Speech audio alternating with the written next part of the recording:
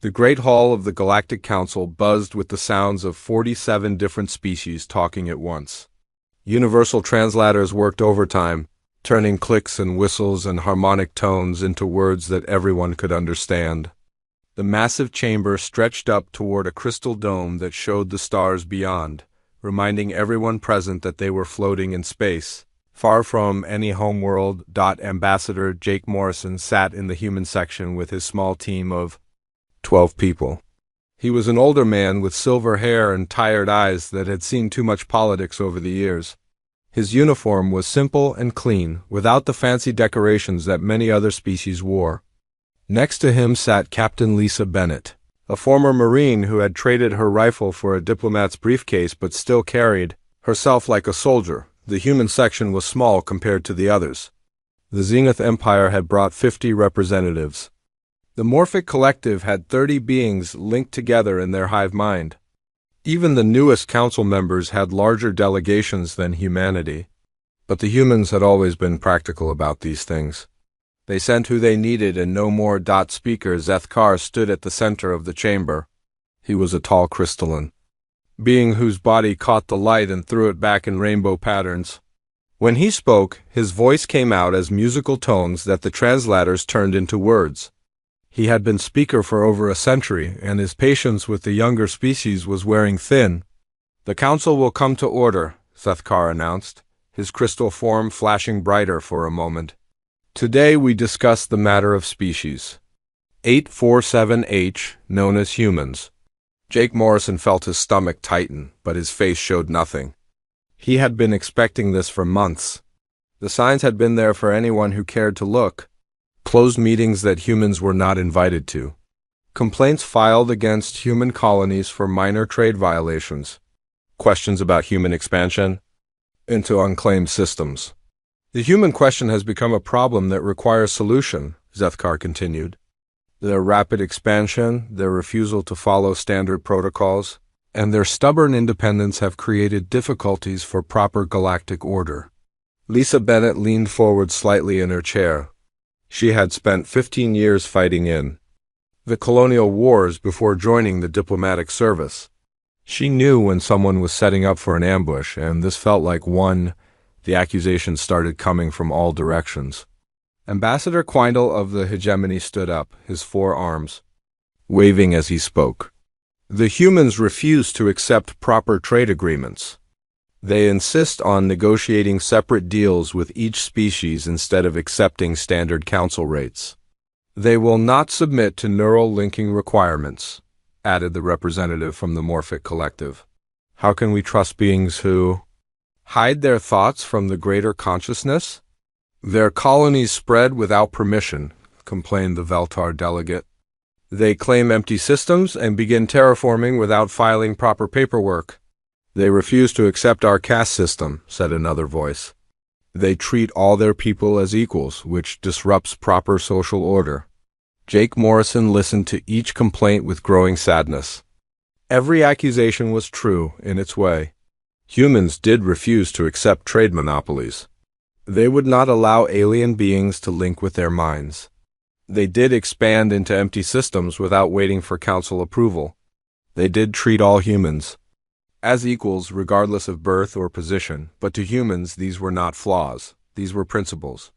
"The solution is clear," Quintal announced, his voice carrying the authority of someone used to being obeyed. "Humans must accept supervised integration into proper galactic society. They must adopt standard protocols, submit to proper authority, and accept guidance from their betters. Or," added the Veltar representative, "they must leave council space entirely. We cannot have chaos disrupting the order we have built." "The humans have 72 standard hours to decide," Zethkar declared. "Submit to supervised integration or face immediate expulsion from all council territory." The chamber fell silent. 46 species waited for the human response. They expected shouting, maybe threats, certainly arguments about fairness and rights. They had seen other species react to ultimatums before. There was usually a lot of noise and drama. Instead, Jake Morrison stood up slowly. His movements were calm and deliberate, like a man who had already made his decision. He looked around. The chamber, meeting the eyes of beings who had once called themselves friends and allies. His face showed no anger, no fear, no desperation. The human delegation understands the position of the council, he said in a quiet voice that somehow carried to every corner of the vast chamber. We request time to consider our response. That was all. No protests about unfair treatment. Number. Demands for a fair hearing. No threats about what would happen if they were expelled. Just a simple acknowledgement and a request for time. The humans began filing out of the chamber in orderly rows. Jake Morrison walked in front, his back straight, and his head held high. Lisa Bennett followed, her military training showing in every step. The other 10 members of the delegation came behind, all of them moving with the same quiet dignity. As they walked through the corridors of the council station, other species watched them go. There was something unsettling about their silence, their calm acceptance of what amounted to a demand for surrender. Most species would have been shouting about injustice or begging for mercy. The humans just walked away. Lisa Bennett caught up with Morrison as they reached the human quarters. Sir, they're not going to like our answer. Morrison nodded, his expression thoughtful. No, Lisa, they're not going to like it at all. What are your orders, sir? Send a message to Earth. Tell them the Council has made its position clear. Request immediate consultation with the Colonial Assembly. And our people here on the station? Begin packing, quietly. We may need to leave quickly. Behind them, the council chamber had erupted in satisfied conversation. The problem was solved? Or soon would be. Either the humans would submit to proper authority, or they would be gone. Either way, the disruption to galactic order would end. Ambassador Quintal was particularly pleased with himself. Finally, some decisive action. The humans have been a thorn in our side for too long. They had no choice, agreed the Veltar representative. They need us more than we need them. But a few council members were not so sure. Dr. Velenashov, the scientific collective, had worked with human researchers for years. He knew their capabilities, their innovations, their contributions to galactic science. Perhaps we should have tried negotiation first, he said quietly. Negotiation? Quintal laughed. With humans? They only understand force and authority. Now they'll learn their place. Sethkar said nothing, but his crystal form flickered with uncertainty. He had been speaker for a long time, and he had learned to recognize when something was not quite right. The human reaction had been too calm, too accepting. In his experience, species facing extinction usually fought harder, but the decision was made, the ultimatum was given. In 72 hours, the human problem would be solved one way or another. None of them noticed the quiet efficiency with which human staff throughout the station began closing their offices and packing their belongings. None of them paid attention to the human freighters that began arriving at stations throughout council space. None of them wondered why the humans were taking the ultimatum so calmly. They would understand soon. Enough. Jake Morrison stood in his quarters, looking out at the stars that had welcomed humanity with such promise a century ago. The dream of galactic citizenship was ending, but perhaps something new could begin. Humans had always been good at new beginnings. His communication device chimed with an incoming message from Earth. The Colonial Assembly had voted unanimously. The decision was made. The humans would walk away. The 72 hours passed with a strange quiet that should have warned everyone. While the council members celebrated their coming victory, something was happening across the galaxy that none of them noticed. Human ships were moving, but not with weapons or soldiers. They came with empty cargo holds and passenger lists, like a moving company preparing for the biggest relocation in galactic history. Dr. Amy Rodriguez stood in her laboratory on Kepler Research Station, packing 30 years of her life's work into sealed containers. She had been the head of cross-species medicine for the entire sector, and her research had saved millions of lives from dozens of different species. Now she was putting it all in boxes marked for shipment to Earth. Her colleague Dr. Sifmo watched her with growing confusion. He was an Altarian, tall and thin, with pale blue skin and large dark eyes. He had worked with Amy for 15 years and considered her his closest friend. "Amy, you cannot be serious about this," he said, his voice carrying the musical quality of his species. The council will change their minds. They always negotiate in the end. Amy looked up from packing a holographic display of her research team. The image showed humans, Altarians, Veltar, and Zenith scientists all working together on the breakthrough that had stopped the Kepler plague 5 years ago. The council made their position very clear, Sith. They want us to submit or leave. We're leaving. But what about your research? Our work together? The new treatments we were developing? The research will continue, Amy said gently as she sealed another container. Just not here. Where will you go? What will you do? Amy smiled sadly. We'll go home, and we'll keep working. We always do. Similar scenes were playing out on thousands of worlds across council space. Human engineers were quietly finishing their projects and handing over their work to local staff. They left detailed instructions and training materials, but they took their knowledge and experience with them. Human doctors completed their patient rounds and made sure other physicians could take over their cases.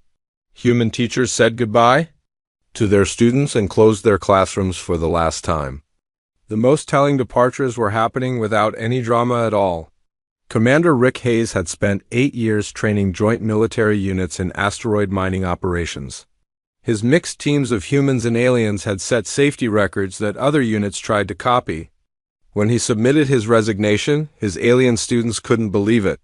"But Commander, you cannot leave now," protested Lieutenant Korth, a massive Grendel with 6 arms and a practical mind. "We have the new training program starting next month. The one you designed." Rick finished cleaning out his desk and looked at the young officer with genuine sadness. "Your government has made its decision, Lieutenant. I have to respect that. This is about politics, not about our work. You know that?" "Politics and work aren't separate things," Rick replied. "The Council has decided that humans don't fit in their vision of galactic civilization. I'm not going to argue with that decision. The economic impact was already starting to show, though." Most Council members were too busy celebrating to notice. Helen Carter, a human economic analyst, stood in her office overlooking the financial district of New Geneva Station. She had been tracking the patterns for months, watching as human-run businesses began closing their doors one by one. "They have no idea what's coming," she said to her assistant, a young human woman named Kate Phillips. "How bad will it be?" Kate asked. Helen pulled up a holographic display showing trade routes and supply chains across the galaxy. Red lines indicated connections that depended on human operations. "See all that red? That's about to disappear. The Council thinks we're just another client species. They don't understand that we're the foundation holding half their economy together." "What do you mean?" "Humans fill the gaps," Helen explained. "Other species specialize in what they're good at. We do whatever needs doing. We're the ones who make sure everything connects properly." Kate looked at the display with growing understanding. "And when we leave, the connections break. Supply chains fail, systems stop working. And they'll spend months trying to figure out why." The human diplomatic mission was preparing for their final appearance before the Council. Ambassador Jake Morrison stood in his empty office, looking out at the stars. All his personal belongings were packed and ready for transport. His official papers were sorted and sealed. After 30 years of diplomatic service, he was going home. Captain Lisa Bennett found him there, her own gear packed and ready to go. "Sir, the transport fleet is ready. All human personnel are accounted for." "How many ships?" Morrison asked. 47 cargo vessels, 12 passenger liners, and 6 escort ships. Every human civilian in Council space is aboard and ready to depart. Morrison nodded slowly. The magnitude of what they were doing was impressive. In just 3 days, humanity had organized the complete evacuation of over 2 million people from across the galaxy. It was the largest peaceful withdrawal in galactic history. "Any word from Earth? The Colonial Assembly has voted unanimously. Full withdrawal from Council space. We're going home, sir." "And the colonies outside Council territory?" "Standing by for new orders. The colonial governments are ready to cut all trade with Council members." Morrison felt the weight of history settling on his shoulders. Humanity's great adventure among the stars was ending, but not with war or conquest. It was ending with a quiet dignity that would be remembered long after the politics were forgotten. The evacuation was happening with typical human efficiency. Families were boarding ships with their belongings, saying goodbye to alien friends and neighbors. Human businesses were transferring their assets to human-controlled space. Research stations were packing up equipment and data that had taken decades to collect. On the industrial station of Vega Prime, human factory workers were completing their final shifts. The station produced precision instruments that were used by dozens of species across the galaxy. The human workers had developed most of the manufacturing processes and trained the alien staff in their operation. Plant supervisor Dan Cooper was handing over his duties to his Veltar replacement. "The production schedules are all updated," he said, going through a thick stack of data pads. "The maintenance protocols are in the system. The quality control procedures are documented." "But what about the modifications you made to the assembly lines?" asked his replacement. "The ones that increased efficiency by 30%? Don paused in his packing. "Those modifications use proprietary human technology. They're not included in the standard documentation." "What does that mean?"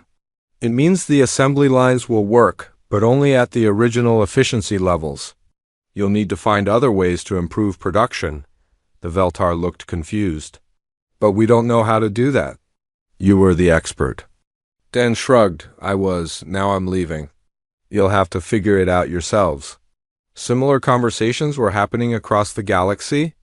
Human supervisors were transferring authority to alien replacements, but the specialized knowledge they had, developed over years of experience, was leaving with them. The aliens were getting the equipment and the basic procedures, but not the innovations and improvements that had made the systems work so well. The medical facilities were facing the biggest challenges. Human doctors had become the primary specialists in cross-species medicine because they were the only ones willing to study all the different alien biologies. When they left, they took with them knowledge that no other species possessed. Dr. Rodriguez finished her final patient rounds at the Kepler Medical Center. She had treated patients from 17 different species during her career, and she was the only doctor in the sector who understood all their different physiologies. "What will happen to the cross-species patients?" asked Dr. Sithmal as they walked through the hospital corridors. "The Altarian doctors can treat Altarians. The Veltar doctors can treat Veltar. The Zenith doctors can treat Zenith," Amy replied. "But the mixed crews, the diplomatic families, the trade representatives, they'll have to find other arrangements." "There are no other arrangements. You're the only one who knows how to treat all of them."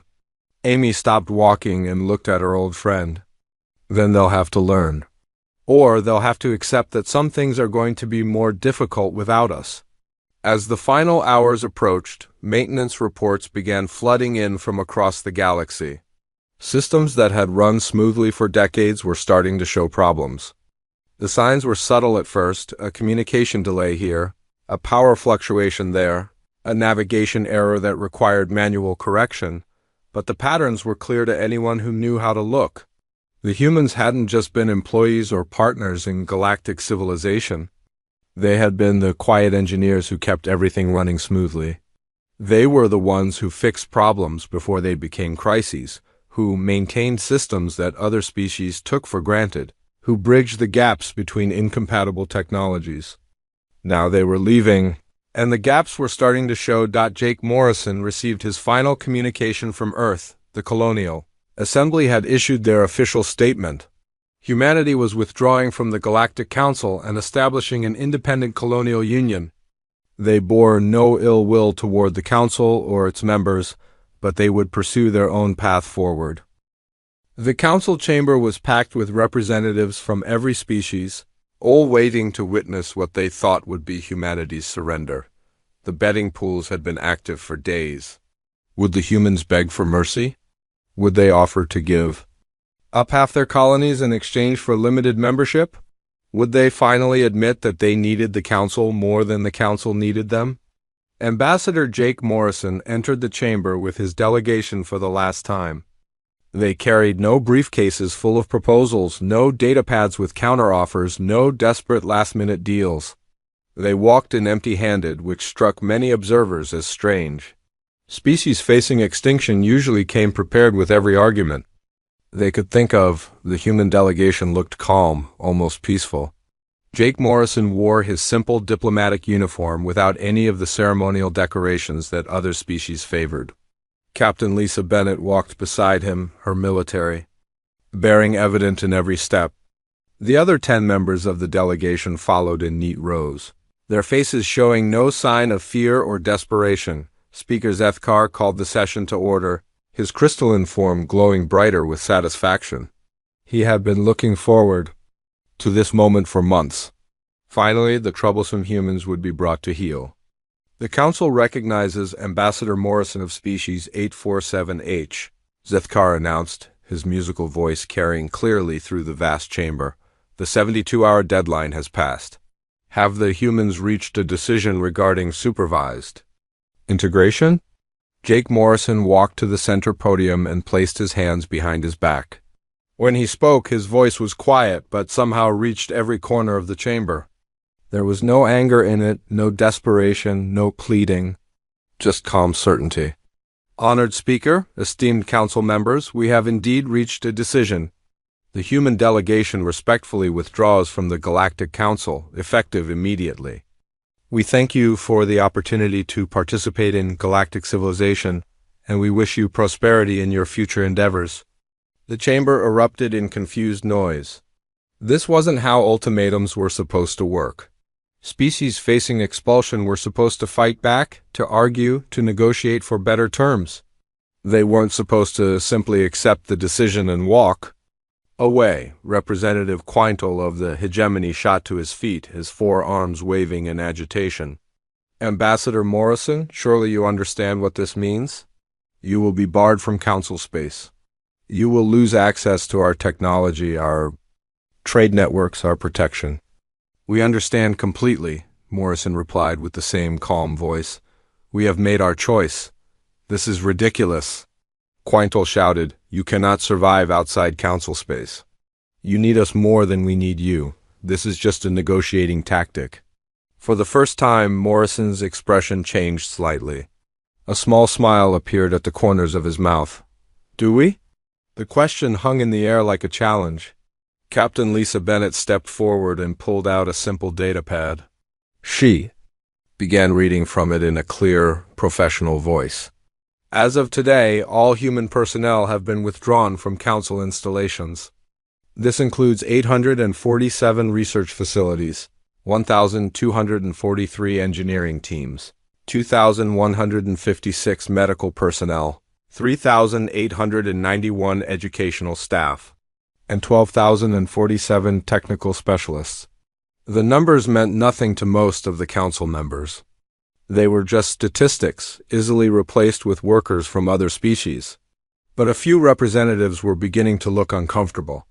The sheer scale of human involvement was larger than they had realized. Additionally, Bennett continued, all human-developed technologies, research data, and proprietary systems have been transferred to human jurisdiction. This includes the Kepler medical databases, the Morrison drive specifications, the terraforming protocols, and the quantum communication networks. Dr. Velanash of the Scientific Collective suddenly went very still. He had worked with human researchers for years and knew exactly what those systems were. The Morrison drive powered the faster-than-light communication network that connected the entire galaxy. The terraforming protocols had made dozens of worlds habitable for alien species. The quantum networks allowed instant communication across impossible distances. Wait, he interrupted, his voice tight with growing alarm. The quantum communication networks are human technology? Morrison nodded. Dr. Amy Rodriguez's team developed them 17 years ago. The patents are registered under human law. The first wave of understanding hit the chamber like cold water. These weren't just employees leaving their jobs. These were the inventors walking away with their inventions. These were the engineers taking their blueprints home. Furthermore, Morrison continued, All human colonies outside Council space have been instructed to cease trade with Council members.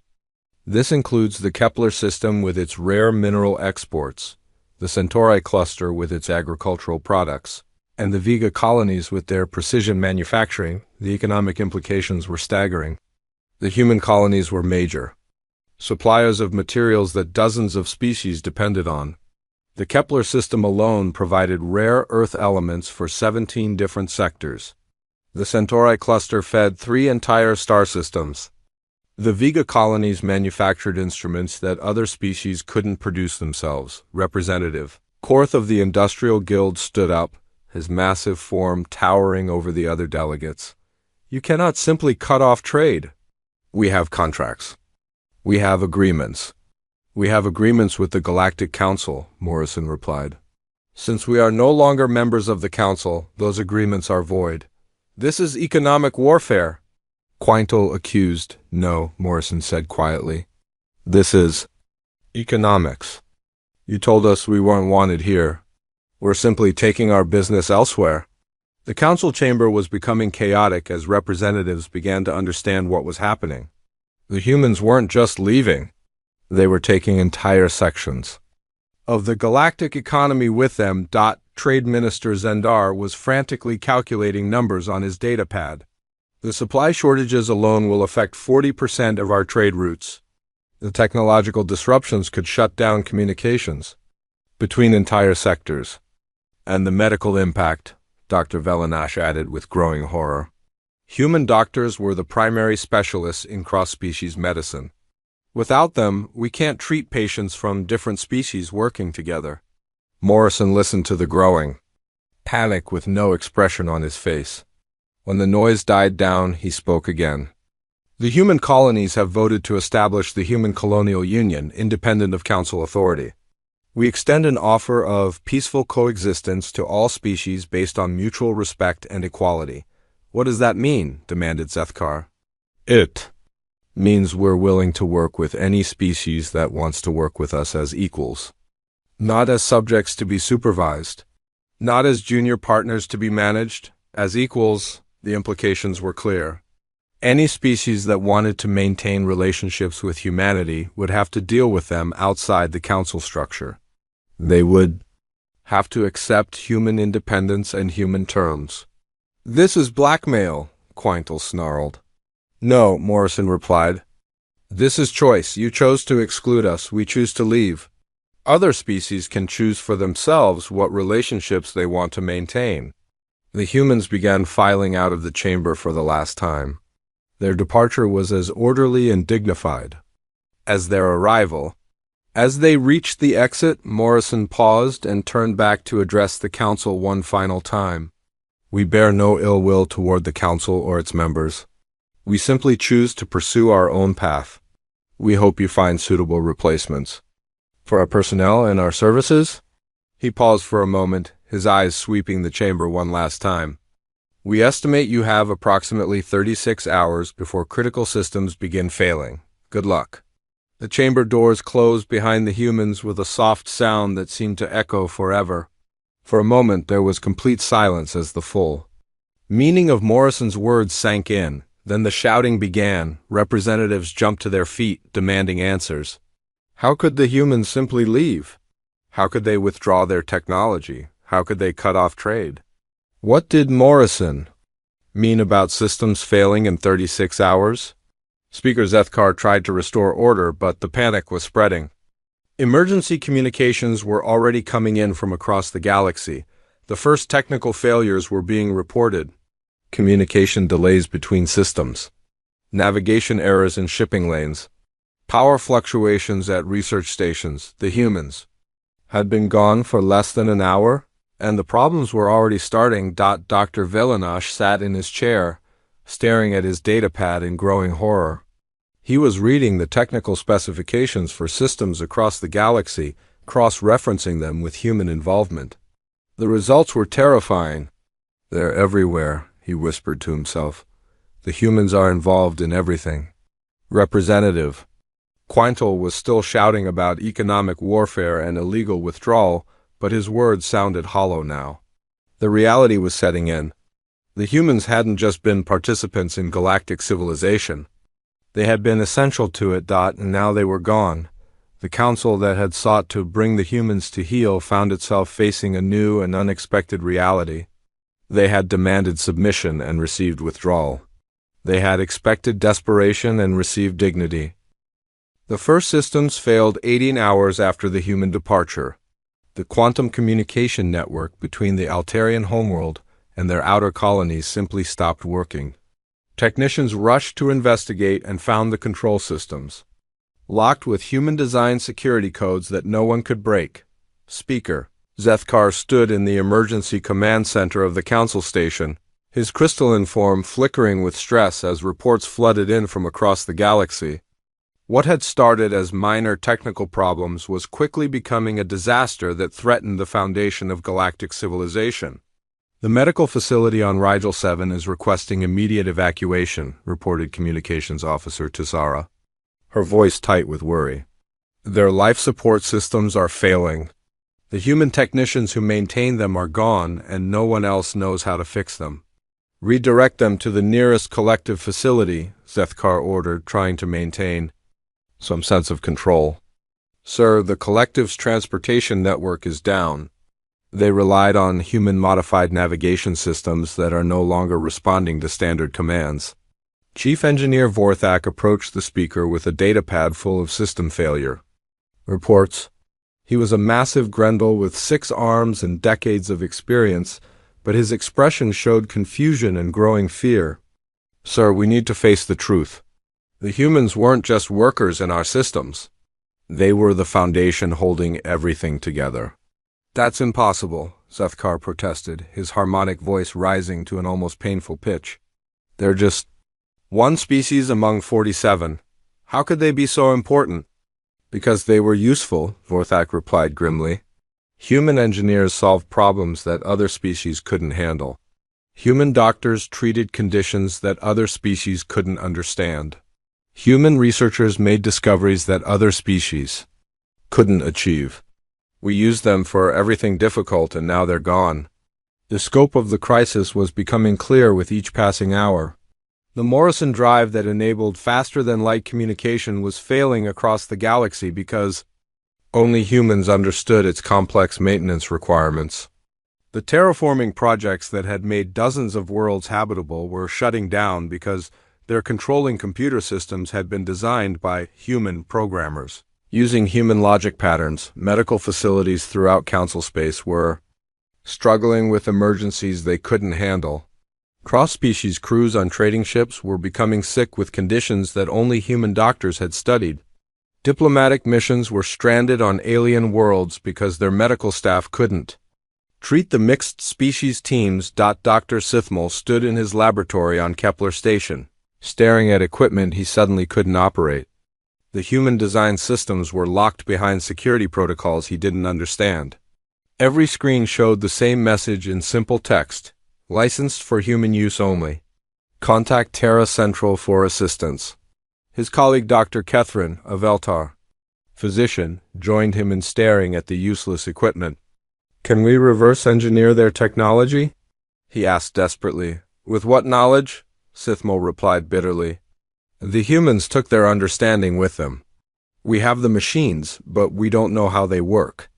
It's like trying to perform surgery with tools we've never seen before.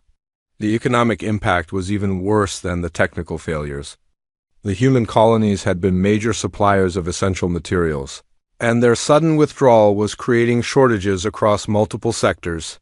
The Kepler system had provided rare earth elements for manufacturing. The Centauri cluster had supplied food for dozens of worlds. The Vega colonies had produced precision instruments that other species depended on but couldn't make themselves. Economic Advisor Kreshtold delivered devastating news to the emergency council session. Trade routes are collapsing throughout the galaxy. The human embargo has eliminated 60% of our shipping capacity. Supply chains that took decades to build are breaking down in days. What about finding new suppliers? Asked Trade Minister Zendar, his voice desperate. There are no alternatives, Kreshtold replied flatly. The humans didn't just participate in our economy. They were essential to it. They filled roles that other species couldn't or wouldn't take. We're looking at shortages of everything from medical supplies to basic computer components. The most painful revelation came from an unexpected source. The Morphic Collective had used their hive mind to analyze the crisis, and their findings were devastating. Collective speaker Morden addressed the emergency council session with mechanical precision, analysis complete. Humans represented 0.8% of council population but provided 23.7% of essential services. They were present in critical areas far beyond their numbers. 47% of cross-species medical specialists, 31% of advanced engineering solutions, 58% of breakthrough research projects. How's that possible? Zethkar demanded. They're just one species among many. They are adaptable, Morden replied in his emotionless collective voice. Other species specialize in areas of natural ability. Humans generalize. They learn whatever is needed. They work with anyone, solve problems others cannot approach, bridge gaps between incompatible systems and cultures. The requests for emergency aid began pouring in from across the galaxy. The Altarian colonies needed immediate technical support. The Veltar worlds required new terraforming specialists. The Zenith Empire demanded restoration of their communication networks. Industrial facilities were shutting down because they couldn't get replacement parts that only humans had known how to manufacture, but there was no one to send. The experts were gone, and they had taken their knowledge with them. Captain Lisa Bennett sat in her quarters aboard the human transport ship New Horizon, reading the emergency communications that were flooding in from council space. The requests had started politely, offering payment for human technical assistance. Now they were becoming increasingly desperate. She showed the latest message to Ambassador Jake Morrison, who was reviewing reports from human colonies throughout the galaxy. They're begging for help now, she said simply. Morrison read the communication without emotion. It was from Dr. Sithmal, pleading for Dr. Rodriguez to return and help with a medical crisis that was spreading through the Kepler system. The alien doctor offered enormous payments, diplomatic immunity, even council citizenship for any humans who would come back. They still don't understand, Morrison said quietly. They think this is about money or status. They think we left because we were angry, weren't we?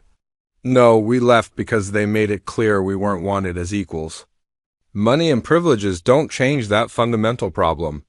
The human colonies across the galaxy had received similar requests. Every human expert who had left council space was being contacted by their former colleagues, begging them to return. The messages all carried the same tone of desperate confusion. Why had the humans really left? What would it take to bring them back?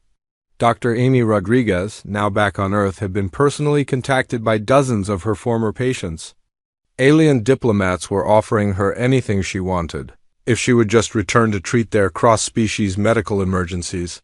She read their messages with sadness, but no temptation to return. They're offering me my own research facility, she told her assistant. Complete autonomy, unlimited funding, whatever I want to study. Are you tempted? No, they still don't understand what went wrong. They think they can solve this by throwing resources at the problem. They think we left because we wanted more money or better positions. But that's not why we left. No, we left because they told us we had to submit to supervision or leave. We chose to leave. It's that simple. The crisis in council space was getting worse every day. Systems that had run smoothly for decades were breaking down without human maintenance.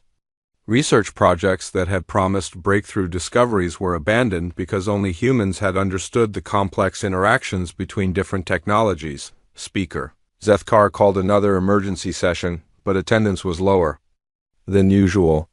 Several species had withdrawn their representatives to deal with domestic crises. The Altarian delegation hadn't been seen in days because their homeworld was struggling with a plague that only human doctors had known how to treat. The situation continues to deteriorate, Zethkar announced to the assembled representatives. We must find a solution to this crisis. What about forcing them to return? suggested Representative Quintal, though his voice lacked its usual confidence. We could threaten their colonies, demand they fulfill their obligations. Chief Engineer Vorthak, who had become the unofficial crisis manager, shook his head. With what leverage? They're outside our space now? Their colonies are independent, and our military ships need human-maintained systems to function properly. Then what do you suggest? That we admit we made a mistake. That we ask them to come back as equals, not as supervised subjects. The chamber fell silent at this suggestion. Admitting error was not something the council did easily. These were species that had conquered star systems, built galactic empires, created technologies that seemed like magic. The idea that they needed the help of a single species they had just expelled was difficult to accept, but the evidence was overwhelming. The galaxy was breaking down without human expertise. 6 months had passed since the human departure, and the Galactic Council was in complete crisis. What had started as system failures had grown into the collapse of galactic civilization itself. The networks that connected dozens of worlds were breaking down. Trade routes that had operated for centuries were empty. Research that had promised to advance all species had stopped completely. The emergency council session was smaller than it had ever been. Several species had withdrawn their representatives to deal with problems at home. The Altarian delegation was completely absent because their homeworld was still fighting a plague that was spreading without human medical expertise. The Veltar had sent only one representative because their colonies were starving without the food supplies they had gotten from human worlds. Speaker Zethkar looked older and dimmer than before. His crystalline form, once bright with confidence, now flickered weakly as he struggled to maintain order. The reports on his desk painted a picture of disaster that seemed impossible to fix.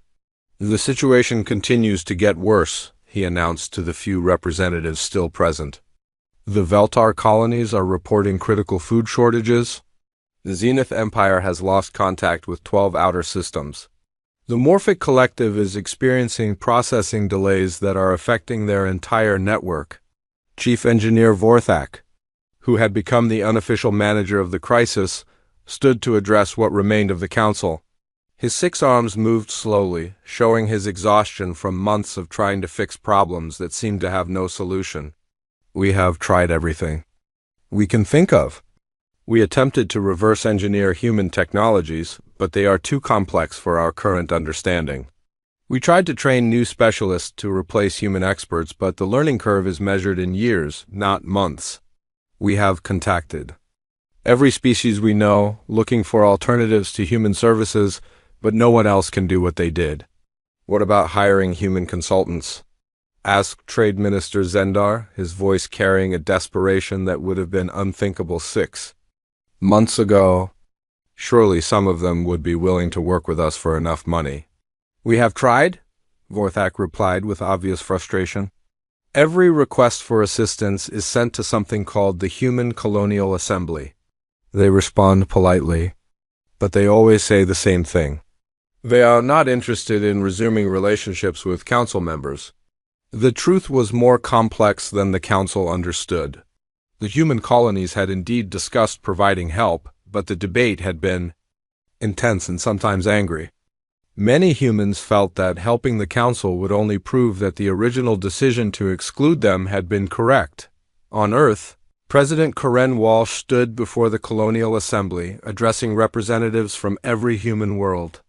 The chamber was packed with people who had lived through the evacuation, who had been forced to abandon homes and careers because they were no longer wanted in galactic society. "We have received over 2,000 requests for assistance in the past month," Walsh reported.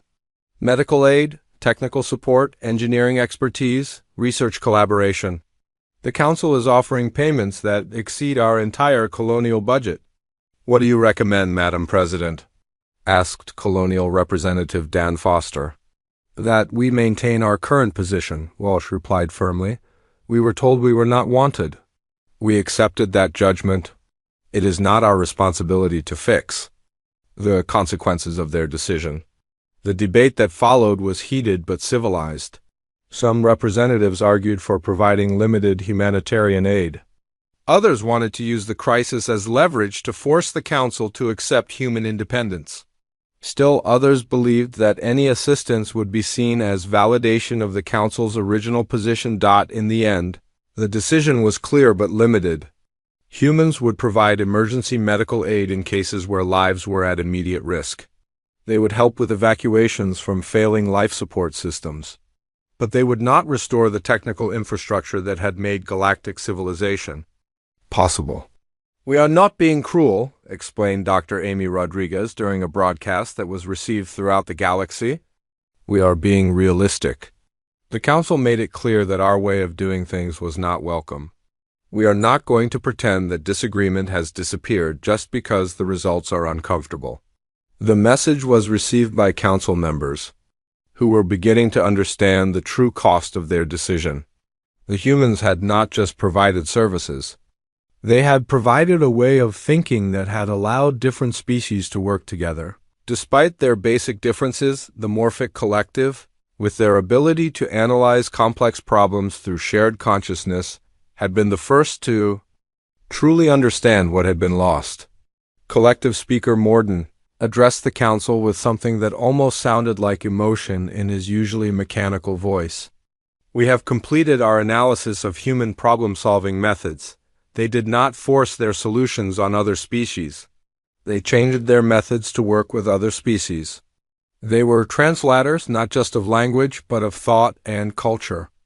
They made cooperation possible between species that should have been completely incompatible." "Are you saying they were more advanced than us?" Zethkar asked. "No," Morden replied. "They were more flexible. They were willing to change, to adapt, to find ways to work together. We demanded that they become more like us. They chose to remain themselves and leave instead." The final devastating truth came from an unexpected source. Dr. Sithmal, Amy Rodriguez's former research partner, had spent months analyzing the human research data they had left behind. His conclusions were presented to the scientific collective, and then shared with the entire Council. "The humans were not just contributing to our research," he reported, his voice heavy with the weight of discovery. "They were driving it. 73% of our major scientific breakthroughs in the past 50 years came from human-led or human-inspired research. Without them, our scientific progress has essentially stopped." The implications hit the Council like a physical blow. They had not just lost workers or even partners. They had lost the engine of progress that had driven galactic civilization forward for generations. Speaker Zethkar sat alone in his private chambers, looking out at stars that seemed dimmer than before. The irony was bitter and painful. In trying to force humanity to accept Council authority, they had destroyed the very thing that had made the Council valuable. A soft tone announced an incoming message. It was from Earth. Brief and formal in the way that humans preferred, the Colonial Assembly has voted to establish the Human Colonial Union, independent of Council authority. We extend an offer of peaceful relations and limited trade to all species, interested in cooperation based on equality and mutual respect. We hold no anger toward the Council or its members. We simply choose to follow our own path. President Walsh, Human Colonial Union. The message was sent to every Council member and to every species in the galaxy. Within hours, responses began arriving. The Altarian government requested permission to establish direct diplomatic relations with the Human Colonial Union, the Veltar. Colonies asked about joining the new organization.